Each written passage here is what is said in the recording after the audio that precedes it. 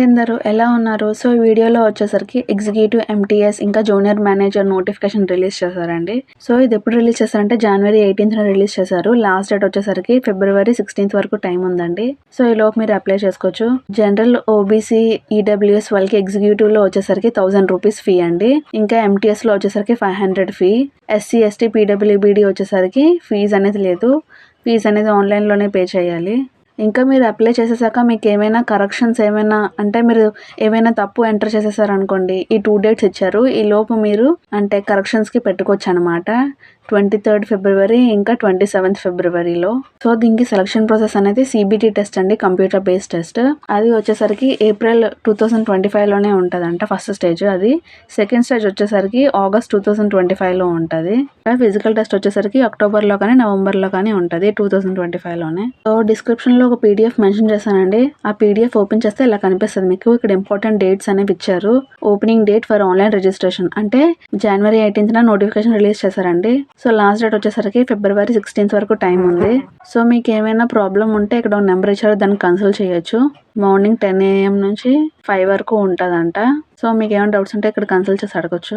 ఇక్కడ జూనియర్ మేనేజర్కి pay scale వచ్చేసరికి అంటే శాలరీ వచ్చేసరికి 50,000 నుంచి 1,60,000 వరకు ఉంటుందంటండి. సో ఇక్కడ క్యాస్ట్ వైజ్గా కూడా ఇచ్చారు పోస్టులు. మొత్తం 3 పోస్టులు అంటండి.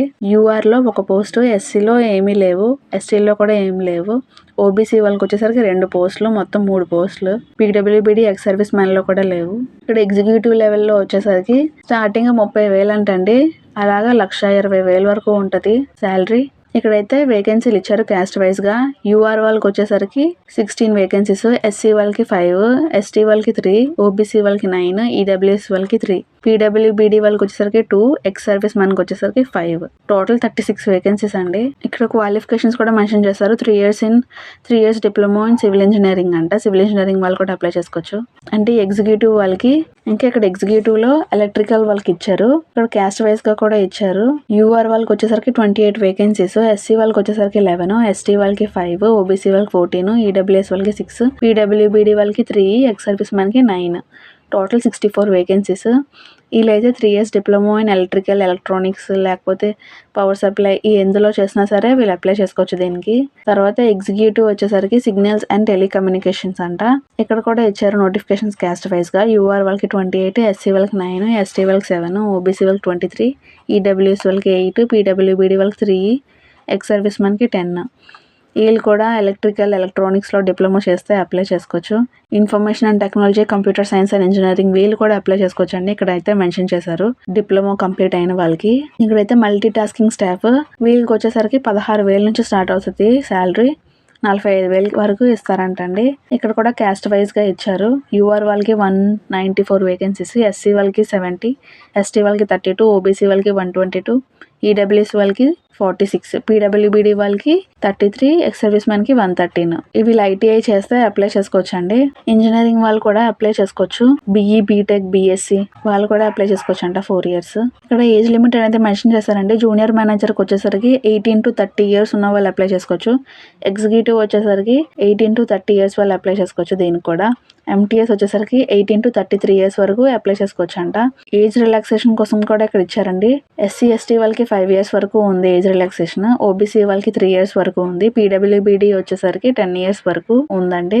ఇంకా పీడబ్ల్యూబీడీలో ఎస్సీ, ఎస్టీ వాళ్ళకి వచ్చేసరికి 15 years, ఓబీసీ వాళ్ళకి వచ్చేసరికి 13 years ఉందండి. ఇక్కడ ఎక్స్ సర్వీస్ మ్యాన్ కూడా ఉంది age relaxation. So selection process అయితే ఇలా ఉంటదండి. స్టేజ్ 1 వచ్చేసరికి ఒక CBT టెస్ట్ ఉంటుంది. స్టేజ్ 2లో కూడా ఒక CBT టెస్టే. స్టేజ్ 3 వచ్చేసరికి ఫిజికల్ టెస్ట్. స్టేజ్ 4 వచ్చేసరికి డాక్యుమెంట్ వెరిఫికేషన్. స్టేజ్ 5 వచ్చేసరికి మెడికల్ టెస్ట్ అనమాట. మెరిట్లోనే తీస్తారంటండి. సో CBT టెస్ట్ అనేది ఉంటుంది కదండి, 2 స్టేజ్ల్లోనే నెగిటివ్ మార్క్స్ అనేవి ఉన్నాయి. స్టేజ్ 1 CBT టెస్ట్లో వచ్చేసరికి ఇవి ఉంటాయంటండి. మ్యాథమెటిక్స్, న్యూమరికల్ ఎబిలిటీలో వచ్చేసరికి 30 questions, జనరల్ అవేర్నెస్లో 15 questions, జనరల్ సైన్స్లో 15 questions, logical reasoning and general ఇంటెలిజెన్స్లో వచ్చేసరికి 30 questions, knowledge about railways, DFCCIL 10 questions వస్తాయంటండి. మొత్తం 100 questions. ఒక క్వశ్చన్ 1 మార్క్ అంటండి. డ్యూరేషన్ వచ్చేసరికి 90 minutes అంటే 1.5 hours. పీడబ్ల్యూబీడీ క్యాండిడేట్స్కి వచ్చేసరికి 120 minutes డ్యూరేషన్ వచ్చేసరికి. స్టేజ్ 2లో కూడా 120 క్వశ్చన్స్ అనేవి ఉంటాయంటండి. క్వశ్చన్ వచ్చేసరికి 1 మార్క్, 120 minutes అంటే 2 గంటల ఎగ్జామ్.